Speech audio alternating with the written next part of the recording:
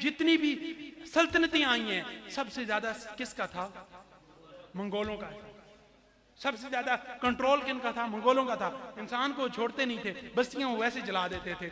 जब मुसलमान आपस में सुन्नी शिया बरेलवी देवबंदी या इस तरह आपस में बहस करते हैं तो फिर क्या होता है? फिर ये होता है कि बगदाद का खलीफा बैठा होता है अपने तख्त पे और इब्ने अलकमी जैसा कोई हलाकू खान को खबर करता है, तो फिर हलाकू खान वहां बहस ये हो रही होती है, बगदाद में क्या बहस हो रही थी? जब मंगोलों ने बगदाद पे हमला किया, सुकूते बगदाद हुआ। सुकूते बगदाद क्यों हुआ? करोड़ों उलमा की लिखी किताबें हमें नहीं मिल सकी, अल्लाह अल्लाह, जो बगदाद की लाइब्रेरी में जला दी गई और दरियाबुर्द कर दी गई, क्योंकि बगदाद में बहस हो रही थी। मंगोल सल्तनतें फतह कर रहे थे और बगदाद में बहस हो रही थी कि कौवा जो है वो पानी पी ले तो पानी पाक होता है या पलीत होता है। इस तरह ये वैसा, वाह वाह। वो हजरत अब्दुल्ला इब्ने उमर के पास एक शख्स आया बगदाद का, उसने कहा हजूर मच्छर या मक्खी लग जाए तवाफ के दौरान तो उसका दम देना पड़ता है या नहीं देना पड़ता? मच्छर मार जाए या मक्खी, इस तरह का उसने कोई सवाल फिकी सवाल किया। तो हजरत अब्दुल्ला इब्ने उमर को जलाल आया। आपने फरमाया खबीसो, नवासे रसूल को तुम कूफा की गलियों में अकेले छोड़ गए हो। और अल्लाह, आपने फरमाया तुम लोगों की गैरत पे मातम है, बेगैरत लोगों, नवासे रसूल को शहीद करने के लिए तुम कूफा की गलियों में छोड़ गए हो और आज मुझसे ये मसला पूछते हो कि मक्खी या मच्छर के एहराम पे लगने से या मर जाने से दम देना पड़ता है या नहीं देना पड़ता? लानत है तुम्हारे अकीदे पे, लानत है तुम्हारी इबादत पे, लानत है तुम्हारे अमल पर, क्योंकि रब को ऐसा अमल नहीं चाहिए जिसमें इखलास ना हो। अल्लाह अल्लाह अल्लाह, ऐसे अमल का रब ने अचार डालना है तुम्हें। तुम क्या करते हो? तुम तो सुबह की एक नमाज पढ़ते हो, फिर सो जाते हो, कभी नमाज पढ़ते हो, कभी नहीं पढ़ते हो, खाना खाते हो, खाना ना खाओ, लागर पड़े रहते हो। मेरे रब ने उस वक्त फरिश्ते बनाए थे जब उसने कायनात की तख्लीक की थी, और उस वक्त से जो रकू में है रकू में है, जो सजूद में है वो सजूद में है, जो क़याम में है वो क़याम में है, जो तस्बीह कर रहा है वो तस्बीह कर रहा है, जो खामोश है वो खामोश कर रहा है। उसको तुम्हारी इबादत की जरूरत है, उसको तुम्हारे अमल की जरूरत है, नहीं उसको तुम्हारे इखलास की जरूरत है, नहीं उसको तुम्हारी आजिज़ी की जरूरत है। अगर तुम जैसा रब को अपने तसव्वुर में लाओगे, करीम समझोगे तो करीम है, मुइज़्ज़ समझोगे तो मुइज़्ज़ है। किसी को जलील मत करना कि वो मुज़िल भी है, इज्जत देना लोगों को कि वो मुइज़्ज़ है। तुम आज किसी को इज्जत दोगे, रब कल तुम्हें इज्जत देगा। तुम आज किसी का एहतराम करोगे, रब कल तुम्हारा एहतराम तुम्हें मोहतरम कर देगा जमाने में। तुम आज किसी का साथ दोगे, किसी यतीम का, किसी बेकस का, किसी बेवा का, किसी लाचार का, किसी गरीब का साथ दोगे, कल रब तुम्हारे लिए मदद के असबाब पैदा कर देगा। रब को जैसा सोचोगे रब तुम्हारे साथ वैसा मामला करेगा। तुम रब का जिक्र जैसे करोगे वैसा रब तुम्हारे साथ मामला करेगा। हजरत हबीब अजमी का एक वाक्या, नारे तकबीर, नारे रिसालत, अजमत और शान मुस्तफा, आस्ताना आलिया चूरा शरीफ, फैजान चुराही, शहजादा फारूक आज़म। हजरत हबीब अजमी बड़े सूफी दरवेश थे। आप पहले सूफी नहीं थे, सूद का कारोबार करते थे। तो एक मर्तबा गली से गुजर रहे थे तो बच्चे खेल रहे थे। तो जब उन्होंने देखा कि हजरत हबीब अजमी आ रहे हैं तो उन्होंने एक दूसरे को कहा कि बच्चों रास्ते से हट जाओ, हबीब सूदखोर आ रहा है, कहीं इसके कदमों की धूल हमारे ऊपर ना पड़ जाए। आप गए वुज़ू किया, मस्जिद में गए, तौबा की, दोबारा उधर से गुजरे तो अल्लाह तबारक व तआला जब चाहे मुकद्दर बदल देता है। जब वापस गुजरे तो बच्चे एक दूसरे को कहने लगे रास्ते से हट जाओ, हबीब ताइब होके आ रहा है, कहीं हमारे कदमों की धूल इस पे ना पड़ जाए। मुझे एक बात बताओ कि वो कौन सा फास्ट डिवाइस सिस्टम था जिसने आधे घंटे के अंदर उन बच्चों को बता दिया कि अब हबीब ताइब होके आ रहे हैं। वो बच्चे तो इतने थे, उनको तो शऊर भी नहीं था, वो तो खेल रहे थे। उनको किसने बताया कि हबीब ताइब हो गया? तो ये अल्लाह जिसे चाहे इज्जत दे, जिसे चाहे जिल्लत दे, वो कौमों को अरूज भी देता है, वो कौमों को जवाल भी देता है। तो दोस्तान ग्रामी, हजरत इब्राहीम अलैहिस्सलाम ने खुद से अपनी मर्जी से हजरत जिब्राइल को कोई हुक्म नहीं दिया। आपने फरमाया कि वो रब चाहेगा तो मुझे बचा लेगा। हम लोग तो उसकी रजा पर राजी रहने पे कायम रहते हैं। तो इलामा इकबाल ने फरमाया था, बेखतर कूद पड़ा आतिशे नमरूद में इश्क, कि हजरत इब्राहीम अलैहिस्सलाम इश्क को मस्ती के आलम में आग में कूदे थे। नहीं तो खुदकुशी तो हराम है। अगर उनको एक रास्ता मिल रहा था जिंदगी बचाने का तो उन्हें बचाना चाहिए था। लेकिन बाज चीजें अकल की नौयत से देखो तो वो हराम हो जाती हैं, इश्क की नौयत से देखो तो वो हलाल हो जाती है। अल्लाह माशाअल्लाह। तो बाज़ औक़ात फक्र में मस्ती सवाब, अकल के अंदाज से देखो तो मस्ती गुनाह है। तो सोच और शऊर में जो होता है, हजरत बाजदीद बुस्तामी रहमतुल्लाह अलैह, हजरत बाजदीद बुस्तामी रहमतुल्लाह अलैह अपनी मस्ती और सरूर के आलम में होते थे। आप कभी कभी कहते थे सुभानी मा आज़म शानी, ऐसे अल्फाज कह जाते थे, मैं पाक हूँ, मेरी क्या जात है। जो मुरीद थे, जो बात मानने वाले थे, उन्होंने कहा हुजूर आप तो ऐसे अल्फाज कहते हैं। आपने फरमाया कि जब मैं ऐसे अल्फाज कहूं तो मुझे कत्ल कर देना, मुझे मार देना। जब आपने ये अल्फाज दोबारा कहे तो उन्होंने आप पे हमला किया। जहां जहां उन्होंने हजरत बाजदीद बुस्तामी के वार किया वहीं वहीं उनके अपने वार हो गए। जहां जहां उनको वार किया वहीं वहीं हजरत बाजदीद बुस्तामी रहमतुल्लाह जब होश में आए तो उन्होंने अर्ज की, हुजूर हमारे साथ तो ये माजरा हुआ है, हमने आपकी जहां जहां ज़र्ब लगाई हमारे वहां ज़र्ब आई। आपने फिर वही अल्फाज गए थे। आपने फरमाया था ना, आपने फरमाया मैंने तुम लोगों को बताया था ना कि जब मैं वो अल्फाज कहता हूं तो मैं नहीं होता।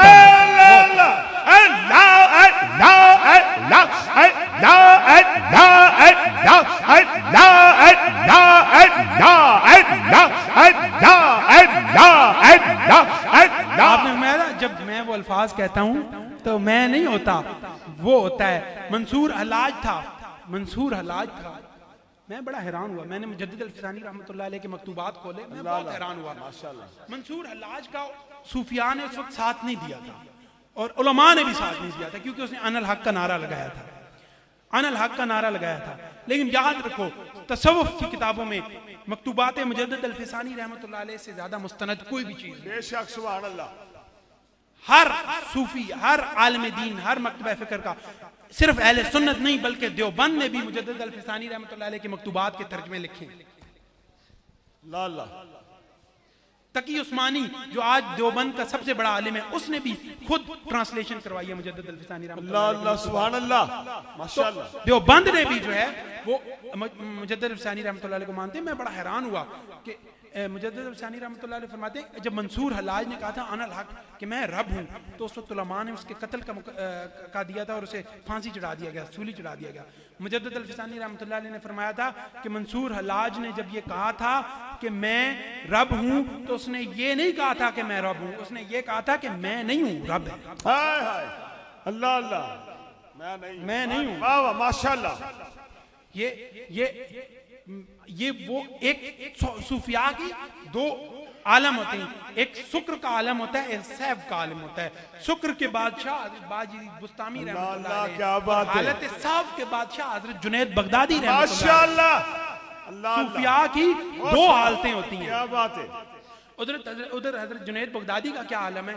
एक शख्स आपके पास आया, अर्ज की हुजूर, काफी अरसा रहा, अर्ज की हुजूर मैंने आपकी कोई करामत नहीं देखी। उन्होंने फरमाया तुमने कभी कोई मेरा अमल शरीयत के खिलाफ देखा है?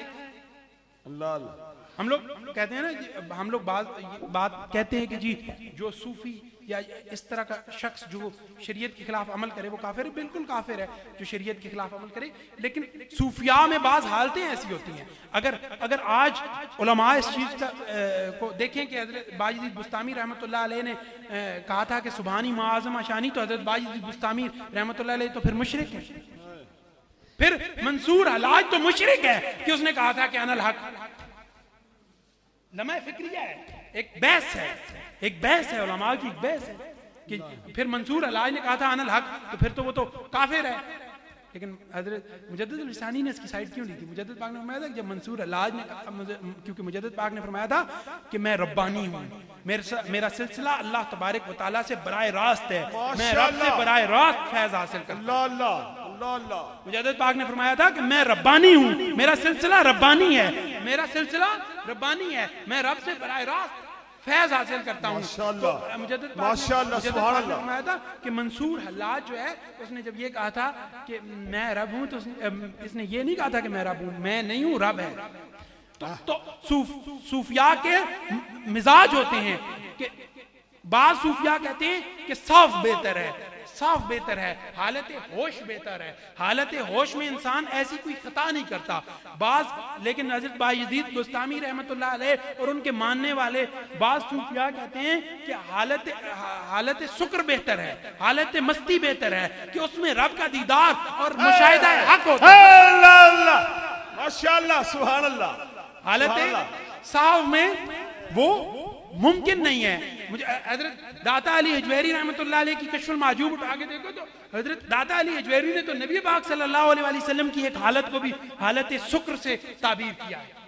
ऐसा है कश्फुल माजूब में है, ऐसा है कश्फुल माजूब में, कश्फुल माजूब में हजरत दाता अली हुजवेरी ने तो नबी पाक सल्लल्लाहु अलैहि वसल्लम की एक कैफियत को कि जिसमें हजरत ज़ैद बिन हारिसा की जो ज़ौजा थी उनको छुड़वा दिया गया, उनको अलहदगी की गई, उस वाक्य को हजरत दाता अली हुजवेरी ने कहा है कि वो हजूर क्या हालत शुक्र में था। ये हजरत दाता अली हुजवेरी ने, तो तुम आज कैसे कह सकते हो कि हालत शुक्र जो है वो काबिल कबूल नहीं है? ये सूफिया का है। और अगर अगर अगर ऐसी बात होती तो फिर इल्लामा इकबाल ये थोड़े ही कहते फकरे जुनेदो बायजीद हजार साल हा बायद के मर्द हक पैदा शबद बायजीद अंदर खरासा या वैस अंदर कर के हजारों साल के मर्द हक पैदा शबद बायजीद अंदर खरासा या ओवैस अंदर कर के हजारों साल नरगिस अपनी बेनूरी पे रोती है, बड़ी मुश्किल से होता है चमन में दीदावर पैदा, ये बड़ी मुश्किल से होते हैं।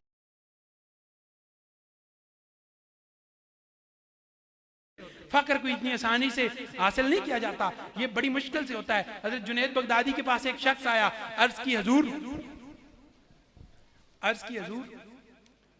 मैं बड़े अरसे से इबादत करता हूँ, नमाज पढ़ता हूँ, कुरान पाक पढ़ता हूँ, मुझे रब का कुर्ब नहीं हासिल हुआ, रब की मार्फत नहीं हासिल हुआ। माशाअल्लाह, अल्लाह अल्लाह।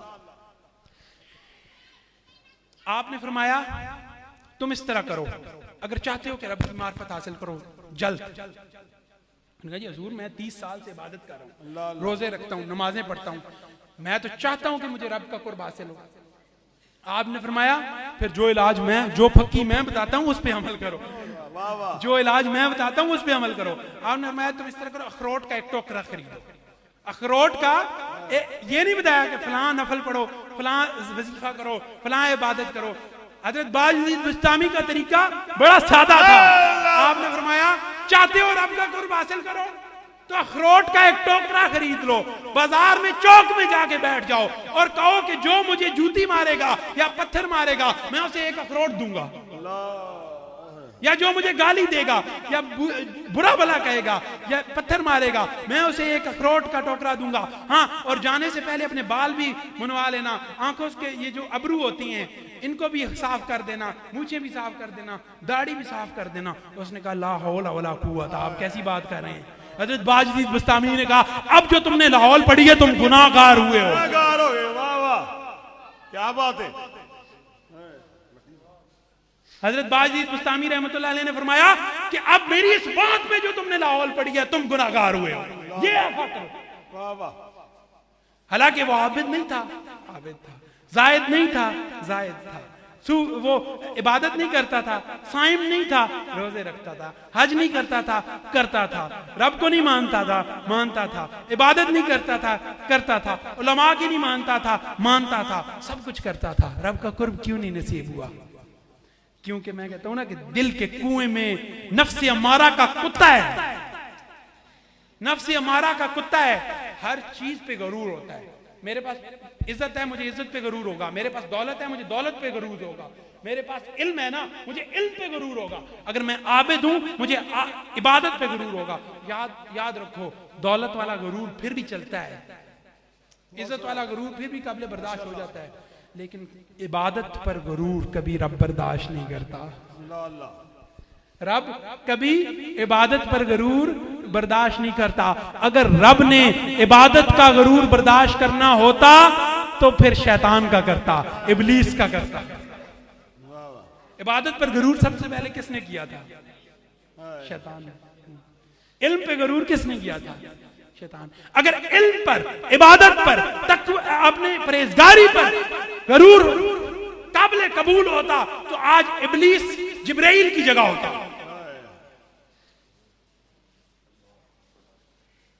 होता, बिल्कुल होता, क्योंकि सबसे ज्यादा आबिद था। नहीं, रब ने फरमाया तू अपने इल्म और अपनी इबादत को ले और मेरी बारगाह से दफा हो जा। मुझे तेरे जैसे बेअदब नहीं चाहिए, मुझे तो सलीके वाले, खलूस वाले चाहिए, इज्ज और इनकिसारी वाले चाहिए। हजरत 2 रकात में 2 सजदे क्यों होते हैं? कि जब ये वाकया हुआ, और जब ये वाकया हुआ ना शैतान वाला, तो अल्लाह ताला ने हुक्म दिया फरिश्तों को, कि तमाम फरिश्तों को, जन्नात को हुक्म दिया कि शैतान हजरत आदम अलैहिस्सलाम को सजदा करो, क्योंकि ये मेरी खूबसूरत तख्लीक है, मेरी ये खूबसूरत तख्लीक है। लक़द खलक़नल इंसान फी अहसनि तक़वीम। अल्लाह पाक ने खूबसूरत अंदाज में इंसान को अहसन तरीके से खूबसूरत बनाया। ये फिर हमने अपने आप को रोल दिया ना दुनिया में, दुनिया वाले हो गए। वो सूफिया कहते हैं कि दुनिया में ऐसे रहो जैसे कश्ती पानी में रहती है, कि पानी उसके नीचे होता है, कश्ती में पानी नहीं होता। दुनिया में ऐसे रहो जैसे कश्ती पानी में चलती है, यानी दुनिया से इस तरह गुजर जाओ। तो अल्लाह तबारक तआला ने हुक्म दिया, तो शैतान ने सजदा नहीं किया, सब फरिश्तों ने सजदा किया। जब अल्लाह ताला ने शैतान को रांदा दरगाह किया ना, तो फिर फरिश्तों ने दोबारा सजदा किया। अल्लाह अल्लाह। हम जो रकात में 2 सजदे करते हैं ना, ये दूसरा जो सजदा, रकात एक रकात होती है, क़याम 2 होते हैं, एक क़याम, एक रुकू, एक सजदा होना चाहिए था, लेकिन 2 सजदे होते हैं। 2 सजदे क्यों होते हैं? क्यों होते हैं 2 सजदे एक रकात में? मतलब 2 रकातों में 4 सजदे होते हैं, एक रकात में 2 सजदे होते हैं। वो दूसरा सजदा क्यों था? वो दूसरा सजदा हजरत जिब्राइल अलैहिस्सलाम और फरिश्तों की सुन्नत थी, उन्होंने दूसरा सजदा किया। जब रब ने शैतान को रांदा दरगाह किया तो जिब्राइल अलैहिस्सलाम ने दूसरा सजदा किया। अल्लाह पाक ने पूछा, पहले का तो मैंने हुक्म दिया था, दूसरे का तो मैंने हुक्म नहीं दिया था। अल्लाह अल्लाह, क्या बात है, अल्लाह अल्लाह, बहुत सुना, माशाअल्लाह। हमने फरमाया पहले का तो मैंने हुक्म दिया था, दूसरे सजदे का तो मैंने हुक्म नहीं दिया था, ये तो हुक्म अदूली की है, तुमने मेरी हुक्म की खिलाफ वर्जी की है। कहा अल्लाह पाक पहला सजदा तेरे हुक्म से किया था, दूसरा सजदा हमने शुक्र में किया है कि हम बदनसीब नहीं है, हम खुश नसीब हैं कि हमने मैं वो वाकया बयान कर रहा था कि ये पता नहीं होता, इंसान कोई फैसला नहीं कर सकता कि नेक अमल कर रहा है तो कब उससे गलत अमल हो और दोज़ख में चला जाए, अच्छा अमल कर रहा है तो कब उससे कोई ऐसा अमल हो कि वो जहन्नम में चला जाए और कब जन्नत में चला जाए, ये पता नहीं होता हजरत। लेकिन बाज अल्लाह के बंदे, वो मैं कहता हूँ अकबर आशा मदफूम बिल अब्वाब लौ अक़सम अला अल्लाह ला बर्रा, कि बाज अल्लाह के नेक बंदे ऐसे होते हैं। एक साहबी रसूल थे, हजरत अनस बिन नजर शायद उनका नाम था, तो वो उन्होंने कसम, एक शख्स पर हद जारी हुई, नबी पाक सल्लल्लाहु अलैहि वसल्लम ने फरमाया कि इसके आगे से जो दांत हैं वो तोड़े जाएंगे। आपका भाई था हजरत अनस का, उस पर हद जारी हुई। तो हजरत अनस नबी पाक सल्लल्लाहु अलैहि वसल्लम के पास आए, अर्ज की हुजूर क्या इन पर हद जारी होगी? उसने किसी शख्स के दांत तोड़ दिए थे आगे से। तो नबी पाक सल्लल्लाहु अलैहि वसल्लम ने फरमाया हाँ, ये हदूद हैं, हद जारी होती है, दांत के बदले दांत, तो ये हद जारी होगी, अल्लाह का हुक्म है। हजरत अनस बिन नजर ने उस वक्त कहा, हुजूर अल्लाह की कसम मेरे इस भाई के दांत नहीं तोड़े जाएंगे। हमने मैं अल्लाह की कसम इसके दांत नहीं तोड़े जाएंगे। हुजूर ने फरमाया होश करो, ये अल्लाह की हदूद है। हुजूर खामोश हो गए। थोड़ी देर बाद जो अगले थे उन्होंने खुद ही फैसला किया कि हम इसको माफ कर देते, उन्होंने माफ कर दिया। फिर नबी पाक ने फरमाया कि अल्लाह के कुछ ऐसे बंदे हैं अकबर अशअस मदफूम बिल अबवाब लौ अक़सम अला अल्लाह लबर्रा, कि अल्लाह के कुछ नेक बंदे ऐसे होते हैं कि जब रब की कसम खा बैठते हैं तो रब इनकी लाज रखता है, रब इनकी कसम को पूरा करता है, फिर अपनी हदूद को भी मुअत्तल कर देता है। ये तो उसकी शरीयत तो मेरे रब के मिजाज की बात है ना, शरीयत तो मिजाज रब्बानी है और अदाए रसूल है, इसके अलावा शरीयत क्या है? तो ये तो मेरे हजूर के मेरे रब के मिजाज की बात है। तो अल्लाह पाक ने नबी पाक ने फरमाया कि ये तो कुछ ऐसे लोग अल्लाह के नेक लोग होते हैं।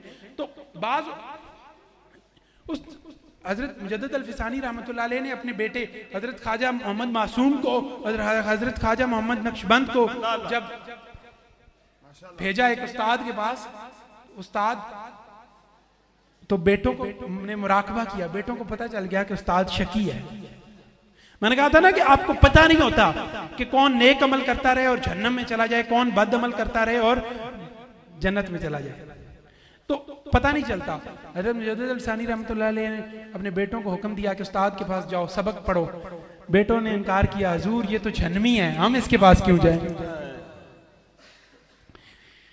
मुजद्दिद अल-फिसानी रहमतुल्लाह अलैह ने फरमाया, बेटा उस्ताद है, वैसे तो इस्लाम में यहूद उलमा से भी इल्म हासिल किया गया है। हज़रत ज़ैद बिन हारसा ने इब्रानी ज़बान जो है वो यहूद से सीखी थी, क्योंकि उस वक्त यहूद ही थे, नबी पाक के हुक्म के मुताबिक सीखी थी इब्रानी ज़बान। इब्रानी ज़बान में तौरात लिखी गई थी, तो लिहाजा ये बात है। तो मुजद्दिद अल-फिसानी रहमतुल्लाह अलैह ने फरमाया कि तुम जाओ और हासिल करो इल्म। ये इल्म हासिल करने का तल्लक इस बात से नहीं है कि वो शकी है या सईद है, उसने जो हासिल किया है तुम्हें सिखाएगा। अर्ज की हजूर क़यामत के दिन हम जन्नत में होंगे, हमारा उस्ताद दोज़ख में होगा। हज़रत मुजद्दिद अल-फिसानी रहमतुल्लाह अलैह ने निगाह फरमाई, मुराक़बा किया और फरमाया, जाओ अब वो बदनसीब नहीं रहा, खुश नसीब। अल्लाह सुभान अल्लाह। इसी तरह अल्लाह वालों के पास, अल्लाह वालों की महफिलों में बैठने का फायदा ये होता है कि बाज़ लोग, नबी पाक सल्लल्लाहु अलैहि वसल्लम का फरमान है कि फरिश्ते ज़मीन का चक्कर लगाते हैं, फरिश्ते ज़मीन का चक्कर लगाते हैं और देखते हैं कि अहले ज़िक्र की मजालिस कहाँ हैं। जब अहले ज़िक्र की मजालिस मिलती हैं, जिक्र करने वाले मिलते हैं, जैसे आज हम यहाँ आए हैं, बैठे हैं, किस लिए आए? अल्लाह का जिक्र करने, अल्लाह का जिक्र करने के लिए, अल्लाह के रसूल का जिक्र करने के लिए। अल्लाह के रसूल का जिक्र किसका जिक्र है? अल्लाह का जिक्र। सुभान अल्लाह। तो बात क्या हुई कि अल्लाह का जिक्र करने आए। तो ये किस चीज की मजलिस है? जिक्र की मजलिस है। हम किस लिए बैठे हैं? जिक्र के लिए बैठे हैं। हम में अब अक्सरियत जो बैठी है वो किस लिए आई है? जिक्र के लिए आई है। मुमकिन है हमें कोई ऐसा शख्स हो जो किसी और सोच से आया हो, रियाकारी से आया हो, वैसे आया हो। मैं किसी को कह रहा नहीं, ये मुमकिन हो सकता है कि हमारे में कोई शख्स रियाकारी से बैठा हो, कोई किसी नीयत से आया हो, कोई किसी नीयत से आया हो। तो अल्लाह तबारक व तआला फरिश्तों से पूछता है कि जो मेरे बंदे जिक्र कर रहे हैं, मेरे बंदे किसके लिए जिक्र कर रहे हैं? क्या इन्होंने मेरी जन्नत को देखा है? फरिश्ते कहते हैं हुजूर नहीं, इन्होंने जन्नत को नहीं देखा। अल्लाह पाक ने फरमाया, अगर ये मेरी जन्नत को देख लेते तो क्या आलम होता? फरिश्ते कहते हैं हुजूर इनका खुशू, इनका खुजू, इनकी मोहब्बत और वारफ्तगी और बढ़ जाती। अल्लाह पाक ने फरमाया, क्या इन्होंने मेरी जहन्नम को देखा है? अर्ज़ की नहीं हुजूर, नहीं देखा इन्होंने। अगर ये देख लेते तो क्या आलम होता? फिर फरिश्तों ने कहा, अगर ये हुजूर जहन्नम को देख लेते, इनका खौफ, इनका डर और इनकी जो कैफियत है वो इज़्तिराब की कैफियत ज्यादा हो जाती। अल्लाह पाक ने फरमाया, ये जो जितने लोग मेरे जिक्र की मजलिस में इकट्ठे हुए, बैठे हुए हैं, इन सबको खबर दे दो कि मैंने इन सबको बख्श दिया, मैंने इन सबको बख्श दिया। हम किस लिए बैठे हैं? उसके जिक्र के लिए बैठे। अल्लाह पाक फरमाता है कि उनको हुक्म दे दो, इनको बता दो कि मैंने इन सबको बख्श दिया। फरिश्ते कहते हैं हुजूर, अल्लाह पाक ये सारे जिक्र के लिए नहीं आए, इनमें फलां फलां फलां फलां बंदा तो अपनी गर्ज के लिए आया है, फलां बंदा तो अपनी मर्जी के लिए आया है, रियाकारी के लिए आया है, सिर्फ किसी नुमाइश के लिए आया है, तेरे जिक्र की खातिर नहीं आया। फरिश्ते भी खलूस देखते हैं, क्योंकि वो खलूस वाले होते हैं, हमारी तरह मुनाफिक नहीं होते। बहुत सोना। तो वो ये फराम बंदा, अल्लाह पाक ने फरमाया जो मेरे इन खलूस वाले नेक बंदों के साथ जिक्र में शामिल हो गए वो शकी नहीं रह सकते, इनके सदके उनको भी बख्श। अल्लाह अल्लाह सुभान अल्लाह। इसलिए हजरत इब्राहीम अलैहिस्सलाम ने कहा था कि अल्लाह पाक मुझे खुद बचाए ना, मैं क्यों? इसीलिए इल्लामा इकबाल ने फरमाया था कि बेखतर कूद पड़ा आतिशे नमरूद में इश्क, अक्ल है महवे तमाशाए लबे बाम अभी इश्क फरमूदा कासिद से सुबह गाम अमल।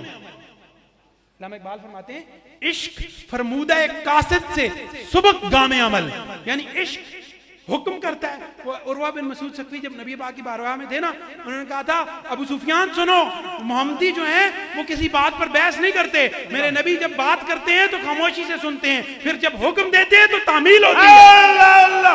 माशाअल्लाह। वो ये नहीं कहते हुजूर ये हुक्म क्यों दिया, ये हुक्म क्यों दिया। वो फिर साथ में नबादा की तरह कहते हैं हुजूर आप हुक्म दे तो हमारे घोड़े दरियाओं में उतर जाएंगे, आप हुक्म दे तो हम अपने घोड़ों को पहाड़ों से टकरा देंगे। फिर वो इश्क की मस्ती में होते हैं। तो वो इश्क फरमूदा एक कासिद से सुबह गाम अमल, अक्ल समझी ही नहीं मानिए पैगाम, अक्ल समझी ही नहीं मानिए पैगाम अभी। इश्क फरमूदा एक कासिद से सुबह गाम अमल, इश्क को हुक्म मिला, इश्क ने अमल कर दिया। अक्ल अभी सोच रही थी कि पैगाम क्या था, अक्ल अभी सोच रही थी कि पैगाम क्या था।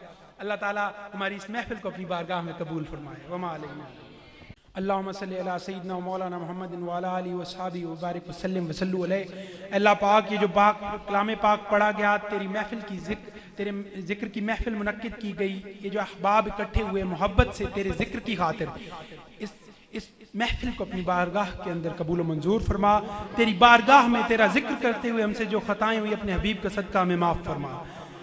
इस महफिल का, इस एहतमाम का सदका, इस जो सवाब अल्लाह पाक उसको अपनी बारगाह के अंदर कबूल मंजूर फरमा, और वो सवाब अपने हबीब मोहम्मद मुस्तफ़ा सल्लल्लाहु अलैहि वसल्लम की बारगाह नाज में हदियतन तोहफ़तन पेश फरमा।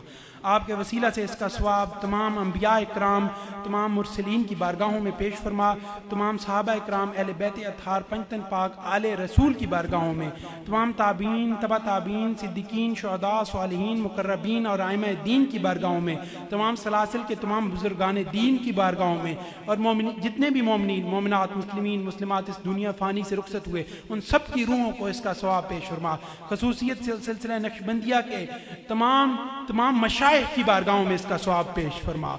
और इस गांव में बैठे जितने भी लोग, इस महफिल में, इस मस्जिद में बैठे जितने भी लोग, इनके माँ बाप और अबाओ अजदाद और जो दोस्त रिश्तेदार इस दुनिया फ़ानी से रुखसत हुए, उनकी रूहों को इसका सवाब पेश फरमा, उनकी मग़फ़िरत फरमा। अल्लाह पाक हम में जो बे औलाद उन्हें औलाद अता फरमा, जो बेरोज़गार उन्हें रोज़गार अता फरमा, जो खराफात का शिकार, बदअकीदगी का शिकार, उनके दिलों को अपने नूर से मुनव्वर फरमा। हमें सीधे रास्ते पे चलने की तौफीक अता फरमा। हमारे घर में मसाइब अल्लाह पाक उनको हल फरमा। हमारे घरों में जो नहुस्तें अल्लाह पाक उनको दूर फरमा। हमारे घरों को अपने नूर का महफर बना दे, हमारे दिलों को अपने नूर का मरकज़ बना दे। अल्लाह पाक हमें नेक रास्ते पे चलने की, नेक लोगों के रास्ते पे चलने की तौफीक अता फरमा। सल्लल्लाहु तआला अला खैर खल्क़ी नूर अर्शी मुहम्मदिन व आलिहि व सहाबिहि अजमईन।